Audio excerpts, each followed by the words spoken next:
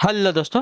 Good afternoon, नमस्कार। आप सभी का एक बार फिर से बहुत बहुत स्वागत है आप सभी के अपने यूट्यूब चैनल परीक्षा की शिक्षा में। उम्मीद करता हूँ, आशा करता हूँ आप सभी जो स्वस्थ हैं, कुशल मंगल है, अपनी तैयारी जो अच्छे और बढ़िया तरीके से कर रहे हैं। तो जो भी क्लास में फर्स्ट टाइम आए हैं, पहली बार आए हैं, नए हैं, उन सभी को बता दिया जाए कि हमारे चैनल पर जो आपकी बीएड परीक्षा 2025 की जो आपकी तैयारी आती है रेगुलर बेसिस पे करवाई जा रही है। तो जिसे भी तैयारी पूरी करनी है, कंप्लीट करनी है, चैनल को सब्सक्राइब करके आप लोग हमारे साथ जुड़ जाइएगा। क्लास का समय देखिए, जीके जीएस की जो है सुबह 10 बजे डेली आपको देखने को मिलती है। रीजनिंग की जो है दोपहर को 1 बजे देखने को मिलती है। कला की जो है शाम को 4 बजे, और हिंदी की जो है शाम को 7 बजे आप सभी को डेली बेसिस पे देखने को मिलती है। तो आप सभी को इसी टाइम पर क्लास से जुड़ के अपनी तैयारी को पूरा कंप्लीट करना है। नीचे डिस्क्रिप्शन में आप सभी को इंस्टाग्राम टेलीग्राम का लिंक मिलेगा, तो आप इंस्टाग्राम पर फॉलो करेंगे और टेलीग्राम चैनल को ज्वाइन करेंगे। टेलीग्राम चैनल पर डेली बेसिस पे क्लास का अपडेट और जो आपका एग्जाम का अपडेट है टेलीग्राम चैनल के माध्यम से आप सभी को मिल जाएगा। तो इसलिए आप जो है टेलीग्राम चैनल को ज्वाइन कर लीजिएगा, ठीक है।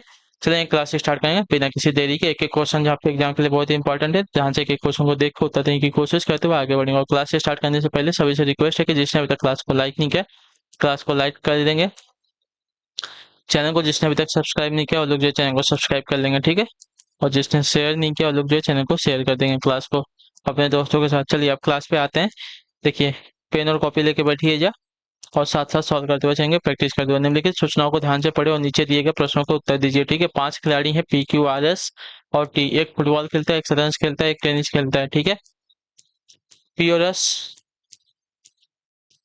अविवाहित महिलाएं हैं, ठीक है, जो किसी भी खेल में भाग नहीं लेती हैं। कोई भी महिला शतरंज या फुटबॉल नहीं खेलती है। एक विवाहित जोड़ा है जिसमें टी पति है, क्यू जो है आर का भाई है, ठीक है। और न तो टेनिस और न ही शतरंज का खिलाड़ी है, ठीक है। चलिए, यहाँ पे हमारे देखिए 5 कॉलम बनेंगे, ठीक है। 5 कॉलम पहले तो बनेंगे खिलाड़ियों के, ठीक है। एक खिलाड़ी का टेबल बन जाएगा जिसमें आपका क्या हो जाएगा, ई हो जाएगा, क्यू हो जाएगा, आर हो जाएगा, एस हो जाएगा और टी हो जाएगा, ठीक है। एक कॉलम होगा हमारा खेल का, ठीक है। लिंग, लिंग भी तो इम्पोर्टेंट है ना, महिला पुरुष, ठीक है। और विवाहित और अविवाहित का, और लास्ट में आपका जो है संबंध वाला, ठीक है।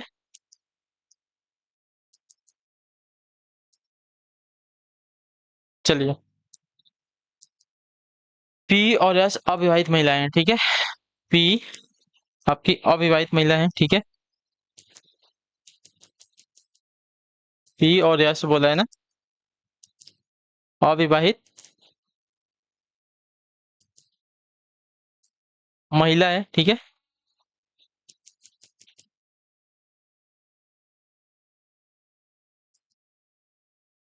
अरे एक मिनट, इसमें भी खेल तो बाकी है ना, खेल भी, ठीक है। महिला है, क्लियर सभी को। अविवाहित महिलाएं बोल दी है जो किसी भी खेल में भाग नहीं लेती हैं, ठीक है, यानी कि ये कोई भी खेल नहीं खेलती हैं, ठीक है। क्लियर है। चलिए, इनका कोई भी खेल नहीं है। अब देखिए, कोई भी महिला जो है शतरंज या फुटबॉल नहीं खेलती है, ठीक है। चलिए, 2 महिलाएं हो गई, ठीक है। तो ये दोनों तो नहीं खेलती हैं, इतना कंफर्म है। एक विवाहित जोड़ा है जिसमें ती पति है, ठीक है। ये पति है यानी कि ये जो है पुरुष हो जाएगा। पति है यानी कि ये जो है विवाहित है, ठीक है। संबंध है कि पति है, ठीक है, लेकिन किसका पति अभी देख लेते हैं। क्यू जो है आर का भाई है। क्यू जो है भाई बोला है, यानी कि ये भी जो है पुरुष हो जाएगा, ठीक है। क्यू जो है आर का भाई है। क्यू जो है आर का भाई है, ठीक है। अब बचा सिर्फ यहाँ पे आर, ठीक है। अब ये जो है ना लास्ट वाली लाइन, इसको बाद में देखेंगे, पहले देखें। अब क्यू जो है आर का भाई था, ठीक है। क्लियर सभी को।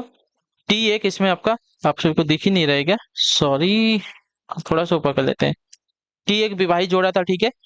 विवाहित जोड़ा था जिसमें टी पति बोला था, यानी कि ये तो मेल हो जाएगा, यानी कि पुरुष हो जाएगा। और ये भाई था, ये आपका पुरुष हो गया, ये भी पुरुष हो गया। ये महिला थी जो कि अविवाहित थी। अब यहाँ पे सिर्फ आर बची है, तो आर मतलब जो है ये हमारी क्या हो जाएगी, महिला हो जाएगी, ठीक है। ये महिला हो जाएगी, ठीक है। पुरुष जो है ये वाला, क्यों जो आपका अविवाहित है, ठीक है। ये आपकी विवाहित है, ठीक है। और संबंध की बात करें तो आर जो है टी की पत्नी है, और संबंध की बात करें तो का आर का जो है पति है, टी जो है आर का पति है। क्लियर सभी को? इतना संबंध हो गया इसका संबंध। और ये क्या है, क्यू जो है आर का भाई है, ठीक है। क्यू जो है आर का भाई है। क्लियर सभी को? इसका भी कोई संबंध नहीं दिया जाएगा, ठीक है। अब खेल पे आते हैं, ठीक है। क्यू आर का भाई है, और न तो टेनिस खेलता है और न ही शतरंज का खिलाड़ी है, ठीक है। चलिए, न टेनिस खेलता है न शतरंज खेलता है, अर्थात फुटबॉल खेलता होगा, ठीक है। एक फुटबॉल खेलता है, एक शतरंज खेलता है और एक टेनिस खेलता है, ठीक है। दो अविवाहित महिला थी जो कि कोई भी खेल नहीं करती है। और यहाँ पे क्यू जो बोल दिया आर का भाई है, और न तो टेनिस खेलता है और न ही शतरंज खेलता है, अर्थात क्यू जो है फुटबॉल खेलता है, ठीक है। अब देखिए यहाँ पे भी देखिए, कोई भी जो महिला है, या तो पी तो कोई खेल ही नहीं खेलती, एस भी कोई खेल नहीं करती, बल्कि सिर्फ आर, ठीक है। तो कोई भी महिला जो है शतरंज या फुटबॉल नहीं खेलती है, अर्थात टेनिस खेलती है, ठीक है। यानी कि आर जो है यहाँ पे टेनिस खेलती है, ठीक है। अब बचा सिर्फ एक खेल, फुटबॉल हो गया, टेनिस हो गया, और क्या था एक आपका शतरंज। तो टी जो है आपका शतरंज का खिलाड़ी है। क्लियर सबको? ये हमारा डायग्राम बन गया। अब इसके ऊपर जो हमारे क्वेश्चन दिएंगे उसको हम सॉल्व करने की कोशिश करते हैं। चलिए, फुटबॉल का खिलाड़ी कौन है? तो फुटबॉल का खिलाड़ी देखिए, फुटबॉल का खिलाड़ी हमारा क्यू है यहाँ पे, ठीक है। तो यहाँ पे क्यू आंसर हो जाएगा, ऑप्शन नंबर बी राइट होगा, ठीक है। क्लियर? फुटबॉल का खिलाड़ी हमारा क्यू है। अगर आपने जो टेबल है उसको बना लिया तो आपके 10 क्वेश्चन पक्के हो जाएंगे। टेनिस का खिलाड़ी कौन है? तो देखिए, टेनिस का खिलाड़ी अगर देखा जाएगा, देखिए टेबल में टेनिस का खिलाड़ी कौन है? आर है। अगर आपने ये डायग्राम बना लिया तो समझ जाइए आपके 10 मार्क कहीं भी नहीं गए हैं। टेनिस का खिलाड़ी कौन था? आर थी, ठीक है। टेनिस की खिलाड़ी आपकी आर थी। अगला क्वेश्चन आपका तीसरा नंबर, शतरंज का खिलाड़ी कौन है? शतरंज लास्ट में था, टी है, ठीक है। देखिए ना, शतरंज का खिलाड़ी कौन है? लास्ट में जो है टी, शतरंज का खिलाड़ी आपका टी है। चलिए अगले क्वेश्चन की तरफ बढ़ेंगे, आपका है चौथा नंबर। टी की पत्नी कौन थी? तो टी की पत्नी आपकी आर थी, ठीक है। देख लीजिए, टी की पत्नी आर थी यहाँ पे, ठीक है। क्लियर सभी को? चलिए, अब तीन महिलाएं हमें बताना है, ठीक है। तीन महिलाएं कौन कौन सी है, ठीक है। तीन महिलाएं की अगर बात करेंगे तो पी है, यस जो कि अविवाहित है, ठीक है। पी और यस आपकी अविवाहित महिलाएं हैं, और आर एक महिला है जो कि विवाहित है, ठीक है। तो पी और यस और आर, ठीक है। पी आर यस हमारी क्या है? महिलाएं हैं। पी आर यस हमारी महिलाएं हैं। पी आर यस हमारी महिलाएं हैं, ठीक है। चलिए, निर्देश दिए गए प्रश्न संख्या 6 से 9 तक के लिए निम्नलिखित सूचनाओं को ध्यान से पढ़िए और नीचे दिए गए प्रश्नों को उत्तर दीजिए, ठीक है। एक परिवार में 6 व्यक्ति हैं, A B C D E और एफ, जिसमें से दो विवाहित जोड़े हैं, ठीक है। दो विवाहित जोड़े हैं, ठीक है। 6 में से 4 तो हो गए, क्लियर। डी ए की दादी है। चलिए, डी जो है ए की दादी है और बी की माँ है, ठीक है। डी जो है बी की माँ है और ए की दादी है, ठीक है। दादी है यानी कि माइनस हो जाएगा, ठीक है।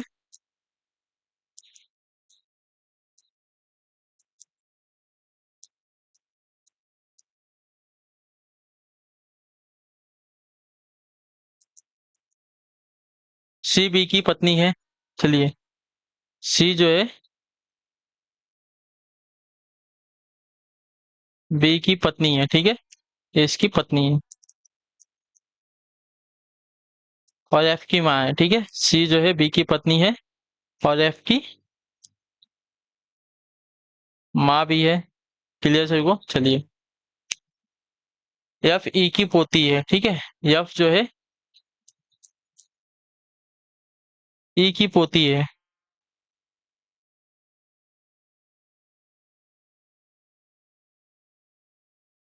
ठीक है। क्लियर है ना? एकदम इजी क्वेश्चन है। तो डी और यहाँ पे पति पत्नी हो गए, बी और सी पति पत्नी हो गए, दो विवाहित जोड़े हो गए, ठीक है। चलिए, एफ ई की पोती है, इतना क्लियर है।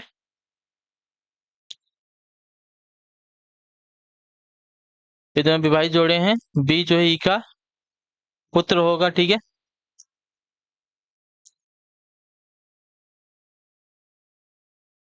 ये आपका फीमेल है, ठीक है। तो ये एफ जो है ए की बहन होगी। ए के बारे में संबंध नहीं बताया गया है, ठीक है, इतना याद रखिएगा। ए क्या है, मेल या फीमेल, इसके बारे में नहीं बताया गया है, ठीक है। बी हमारा पुरुष हो जाएगा क्योंकि सी पत्नी है, तो बी जो है इसका पति है, ठीक है। ए का संबंध नहीं बताया गया ना, देखिए। सी ए की क्या है, ठीक है, सी जो है ए की क्या है। चलिए यहाँ पे आइए, सी जो है ए की क्या है, तो सी जो है ए की माँ लगेगी, ठीक है। सी जो है ए की माँ लगेगी क्योंकि बी जो है सी का पिता है, ठीक है। बी जो है सी का पिता है और सी जो है बी की पत्नी है ना, क्लियर है सभी को। तो ये दोनों आपस में पति पत्नी है, तो सी जो है ए की माँ है, ठीक है। सी जो है ए की माँ है, सी जो है ए की माँ है, तो ऑप्शन नंबर जो सी दिया गया है आपका यहाँ पे राइट आंसर होगा, ठीक है। सी ए की माँ है, इतना क्लियर हो गया। सी ए की माँ है। अगले क्वेश्चन की तरफ बढ़ेंगे। परिवार में कितने पुरुष सदस्य हैं, ठीक है। तो देखिए, परिवार में हमें तो दो विवाहित जोड़े मिल गए हैं, डी और बी। लेकिन यहाँ पे ए के बारे में हमें कंफर्म नहीं कि ए क्या है, पुरुष या है या फीमेल, या मेल या तो फीमेल क्या है, इसके बारे में कंफर्म नहीं है।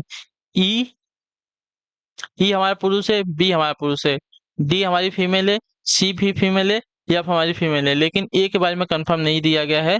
तो ये तय नहीं किया जा सकता, ठीक है। तय नहीं किया जा सकता कि कितने पुरुष सदस्य हैं परिवार में, क्लियर है। परिवार में बी तथा ई पुरुष है परंतु ए का लिंग ज्ञात नहीं है, तो इसका उत्तर तय नहीं किया जा सकता, ठीक है।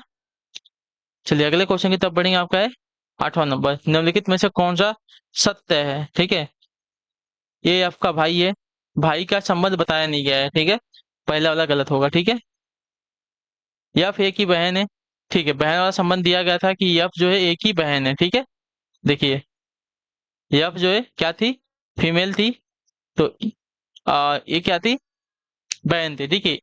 यफ जो है एक ही बहन थी, तो यफ जो है एक ही बहन है, ये वाला जो संबंध है आपका राइट आंसर होगा, ठीक है। यफ जो है एक ही बहन है वाला संबंध हो जाएगा। डी के दो पोते हैं, पोते के बारे में देखिए, दो के बारे में नहीं है, एक फीमेल है इतना पता है, ठीक है। तो दो तो हमारे पोते होने वाले नहीं है क्योंकि ये क्वेश्चन से पोती दिया गया है।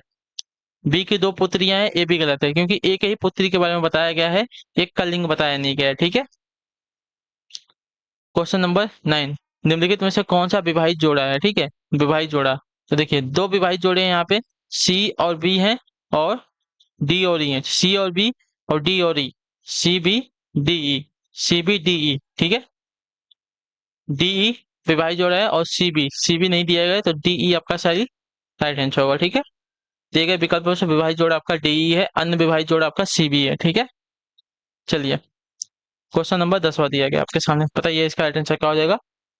नीचे दिए गए जानकारी को ध्यान से पढ़े और प्रश्नों को उत्तर दें। छह मित्र हैं, A B C D E और एफ, एक दूसरे की ओर मुंह करके एक वृत्ताकार घेरा बनाकर बैठे हुए हैं, ठीक है। चलिए,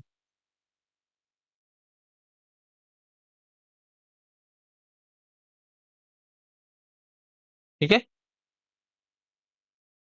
घड़ी की सुई की दिशा में जाएंगे तो इधर जो है बाएं में जाएंगे, और घड़ी की सुई की विपरीत दिशा में जाएंगे इधर तो दाएं जाएंगे, ठीक है, इतना याद रखिएगा। ए डी और बी तथा एफ सी और ई के बीच में, ठीक है। ए जो है डी और बी के, चलो ए को अगर हम यहाँ पे लिखते हैं, तो पहले पूरा बोले, ए जो है डी और बी के, एफ जो है सी और ई के बीच में है, सी जो है बी के बाएं तीसरा है, ठीक है। सी जो है बी के बाएं तीसरा है।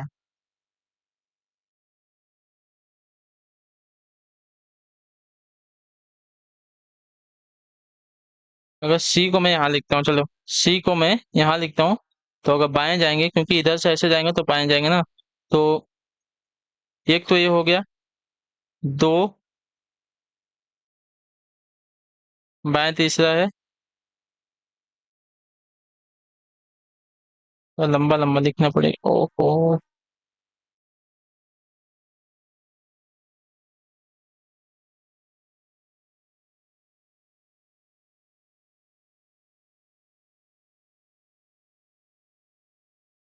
ठीक है, एक यहाँ, एक यहाँ, एक यहाँ, एक यहाँ, और एक यहाँ, ठीक है, 6 जन हो गए।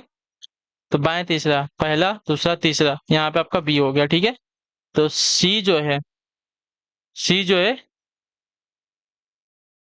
बी के बाएं तीसरा है, ठीक है। सी जो है बी के बाएं तीसरा, पहला दूसरा तीसरा, ठीक है। सी जो है बी के बाएं तीसरा, पहला दूसरा तीसरे पे सी बैठा। अब देखिए, ये जो है बी और डी के बीच में है, ठीक है। अगर ए को यहाँ बैठाएंगे तो डी हमारा यहाँ आएगा, ठीक। एफ जो है सी और ई के बीच में, ठीक है। एफ जो है सी और ई के बीच में है, ठीक है। चलिए, ऐसा डायग्राम बन गया।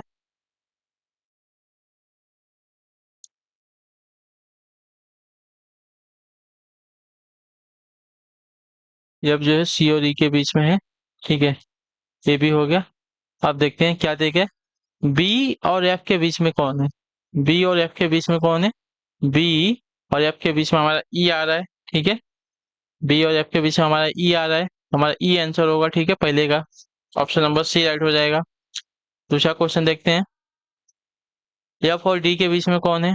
एफ और डी के बीच में कौन है, तो एफ और डी के बीच में हमारा सी है। एफ और डी के बीच में हमारा सी है। एफ और डी के बीच में, एफ और डी के बीच में हमारा सी है, तो ऑप्शन नंबर डी राइट हो गया, ठीक है। एफ और डी के बीच में हमारा सी है। अगला क्वेश्चन आपका 12 नंबर, ध्यान से देखिएगा, बताइएगा अल्टेक्स क्या हो जाएगा। एफ के संदर्भ में ए का स्थान निम्न में से कौन सा, ठीक है। एफ के संदर्भ में ए का स्थान, ठीक है। एफ के संदर्भ में ए का स्थान, ठीक है। तो देखिए, पहला दूसरा तीसरा, बाएं से तीसरा है, दाएं से तीसरा है, ठीक है। बाएं से तीसरा है, दाएं से तीसरा है, और अपोजिट में, ठीक है। तो तीसरा है इतना हमें पता है, बाएं और दाएं से दोनों से। देखिए, दाएं से तीसरा है, बाएं से तीसरा कहीं दिया गया है, नहीं दिया गया है, ठीक है। तो हमारा नहीं होगा। तो एफ के संदर्भ में ए का स्थान जो है दाएं से तीसरा है, ठीक है। एफ के संदर्भ में ए का स्थान जो है दाएं एवं बाएं दोनों तरफ से तीसरा आएगा। चलिए, दूसरा नहीं है, चौथा नहीं है। 13 नंबर क्वेश्चन आपके सामने दिए गए, किसी कक्षा में 18 लड़के 160 सेंटीमीटर से अधिक लंबे हैं, ठीक है। 18 लड़के जो है 160 सेंटीमीटर से अधिक लंबे, यदि कुल लड़कों के 3/4 हों, यदि ये कुल जो है लड़कों के 3/4 हो तथा लड़कों की कुल संख्या कुल विद्यार्थियों के 2/3 के बराबर हो, तो बताएं कि इस कक्षा में कुल कितने लड़कियां हैं। चलिए, किसी कक्षा में 18 लड़के हैं और उनकी जो है 160 सेंटीमीटर से अधिक लंबे हैं, ठीक है। हाइट की बात कर रहा है। यदि ये कुल जो है लड़कों के 3/4 हों, ठीक है।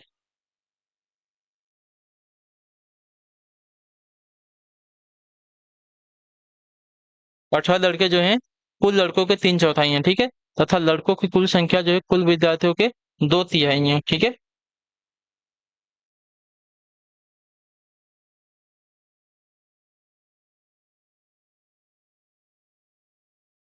तो बताएं कि इस कक्षा में कुल कितनी लड़कियां हैं, हमें बताना है, ठीक है। चलिए, पहले तो देखते हैं, लड़कों की संख्या हमें नहीं पता है, तो पहले माना कि लड़कों की संख्या, ठीक है। माना कि लड़कों की जो संख्या है एक्स है, ठीक है। तो 18 लड़के जो है 160 में लिख लेंगे, यदि ये जो है लड़कों की लड़कों के 3/4 हों, ठीक है। यदि ये जो है कुल लड़कों के 3/4 हैं, जो 18 लड़के हैं लड़के के 3/4 हैं, ठीक है। जो ये 18 लड़के जो हैं, ये जो 18 लड़के हैं, कुल जो लड़के हैं उनके जो 3/4 हैं, ठीक है। अब इसको अगर सॉल्व कर लेंगे तो क्या हो जाएगा, एक्स हमारा इधर ही रहेगा, ठीक है। 18 हमारा इधर था और इस साइड आएगा तो उल्टा पल्टी हो जाएगा, ठीक है। ऊपर का नीचे, नीचे का ऊपर हो जाएगा, ठीक है। अब इसको अगर सॉल्व कर लेंगे तो आपका आएगा साथियों 3 छक 18 और 6 चौको 24, यानी कि 24 होगा, ठीक है।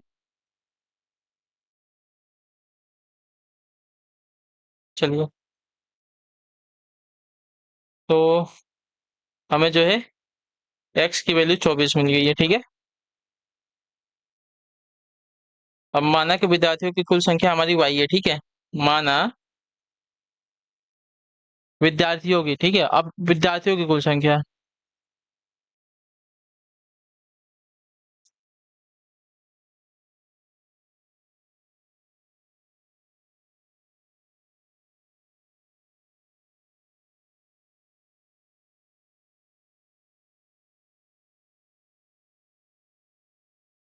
ठीक है। माना विद्यार्थियों की कुल संख्या वाई है, तो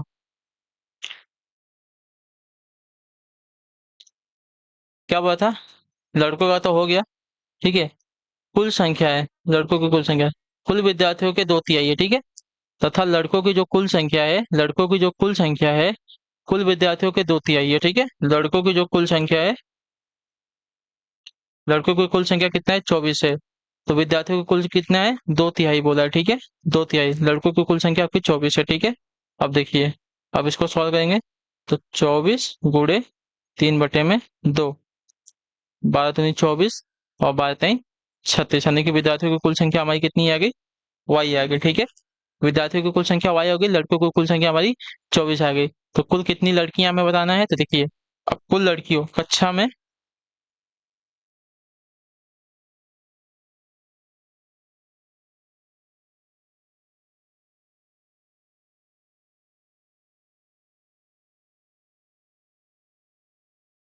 लड़कियों की संख्या 36 - 24, ठीक है। कुल विद्यार्थियों की संख्या 36 है, लड़कों की संख्या 24 है, तो लड़कियों की संख्या आपकी जो है 12 आ जाएगी, ठीक है। तो लड़कियों की संख्या आपकी 12 है, ठीक है। ऑप्शन नंबर बी आपका राइट आंसर हो जाएगा। ये 160 से हमसे मतलब नहीं है, हमें सिर्फ बोला है 18 लड़के, ठीक है। यदि किसी कक्षा में 18 लड़कों की जो लड़के हैं 160 सेंटीमीटर से अधिक लंबे हैं, यदि ये जो कुल जो लड़के हैं उनके 3/4 हैं, ठीक है। 18 लड़के जो है लड़कों के 3/4, यानी कि 24 के जो 18 क्या है, 3/4 है, इतने याद रखिएगा, ठीक है। तथा लड़कों की जो कुल संख्या है विद्यार्थियों की कुल संख्या के 2/3 है, ठीक है। यानी कि ये जो 24 है, अब जो कुल विद्यार्थी हैं उनके कितने हैं, 2/3 हैं, 2/3 हो गए। तो कुल विद्यार्थियों की संख्या हमारी 24 आ गई, ठीक है। 36 आ गई, कुल लड़कों की संख्या 24 आ गई, 36 में से 24 को घटा देंगे तो हमें पता चल जाएगा लड़की की संख्या कितनी है, 12 है, ठीक है। चलिए, किसी कतार में कुछ लड़के बैठे हैं, पी बाएं से 14वें स्थान पर बैठा है और क्यू दाएं से 7वें स्थान पर बैठा है, ठीक है।